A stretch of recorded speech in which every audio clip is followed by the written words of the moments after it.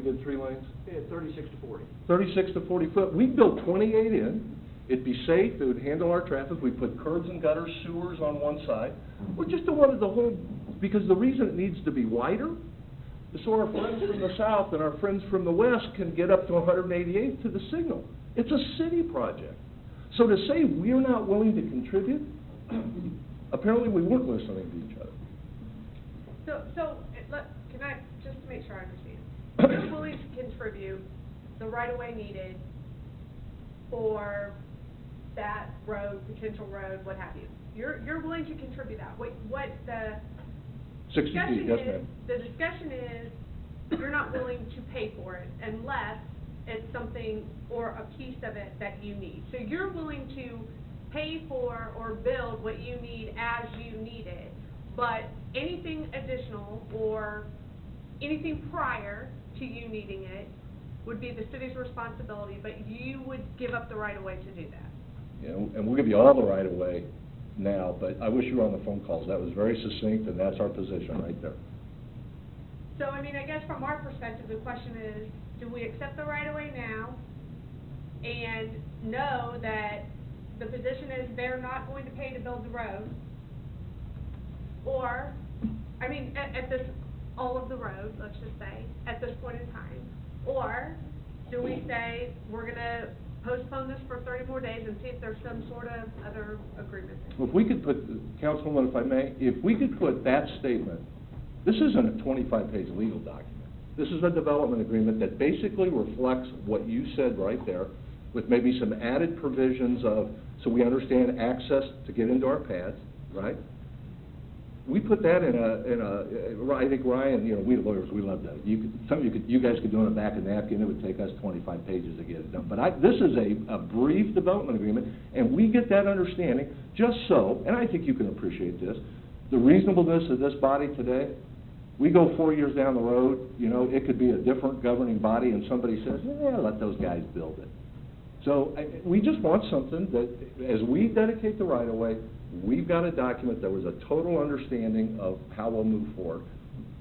I won't restate the terms, you did very well saying it. It's that point right there. And I think from our perspective, where we didn't feel like we could move forward with that proposal is the attendant required condition to them dedicating the right-of-way is a commitment from the city that they don't have to pay for it. Yeah, and I agree. I mean, I don't think that there's any, I hate to say blame or anything like that. I'm not I blaming understand anybody. exactly the understanding that we left with during our last conversation. So. Yeah, I see both sides here, and I absolutely see that the developers, so they're the ones that are trying to create the best and highest use for their own land. And if we could get the right-of-way, you know, nailed down, and you could develop it as a private road until the decision is made to continue that down and make it into an arterial, which is, that's ultimately what needs to happen, because we understand the situation at 191st and Gardner Road is not tenable.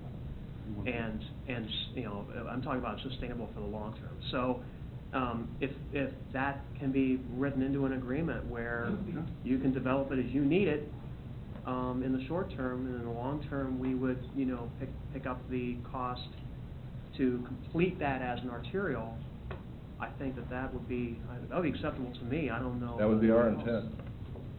What is staff's recommendation at this point? I mean, it sounds like 30, what is 30 days going to do for you? Oh, Ryan and I could knock this out in an afternoon. Do you agree with that, Ryan? Well, I would need guidance. I mean, is it the governing body's position? I mean, because I think Mr. Peterson's made clear he's not going to dedicate the right-of-way unless he gets an agreement that he's not going to have to pay for construction. I understand that's right. He's donating the right-of-way, and that's part of the cost of construction. Oh, absolutely. If that's the direction that we receive here tonight, then sure, I can draft anything out.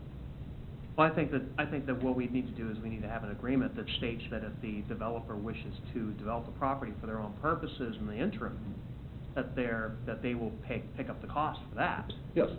And whatever portion they need to access those properties, those pads on the, in those areas that are landlocked right now, don't see that that would be a bad thing. And Councilman, if I can, because it's an important point, it's Sure. not, if I'm 2 pads in, I'm building a full 2-lane No. turn lane, and it's done often, Ryan knows, in other cities around, so that we're building basically, that part is gonna be designed so the stormwater's taken care of and all that, Mhm. because otherwise you'd be putting a curb, you'd be taken out when you expand it. As long as we can, and I don't think the engineers couldn't, in fact, this is what was submitted, or at least Okay. has been looked at to show what the profile of a temporary street would look like. Then we're good, and we get that in agreement, we come back, and next week, we tell you that, in essence, if you accept the right-of-way, we'll sign the. And the street would be built to city grade, so you would Yes. be able to handle. You don't have to tear anything out. Exactly. It'd be an add-on. Okay. And Cheryl, what were you gonna say? What's your recommendation? Well, it's very hard to do a development agreement without understanding the type of development you're going to have, because you don't understand the impact that it's going to have to the roadway. Right. Typically, when you're working out a development agreement, you're looking at a proportionate share of the impact to the facility, which we talked about with Public Works staff about looking at a proportionate share.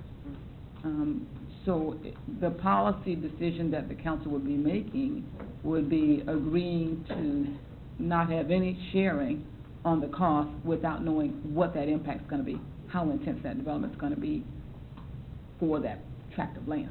That, We would agree that, in other words, you're saying, we would be saying, we're building the whole road at our cost. Correct. If we Which- build the road first, if we build the. Right, which may or may not, Right. right, which may or may not be equal to the right-of-way, depending on the impact for the entire area. Well, it probably won't be equal to the right, I mean, I think we can all agree the right of way. There may be some additional other- cost that, There will likely be additional costs. right. But, so let me ask a quick question. If this whole 191st, whatever we're gonna call it, this whole road, aren't there other property owners involved in this as well? Let me respond to a couple of questions, and then I'll answer your question. So, to answer your question, a lot of property owners are affected by the alignment of the road and what happens with 191st Street and where it intersects with Gardner Road. This realignment of 191st Street is not a new idea. It was something that's been in the plan for a long time. It keeps shifting to the east. It shifted to the east because it wasn't, for whatever reason, the plan was not implemented, partly because it takes money to build the road and to acquire the right-of-way. So, where we're at now is we are looking for a place for this road, and the rezone application really presented the city with an opportunity, because the land for the rezone was in the path of where the road might be. And that's the nexus between the requirement for the road right-of-way dedication and the rezone. And the way to get the road dedicated without the city having to pay for the right-of-way is through a plat.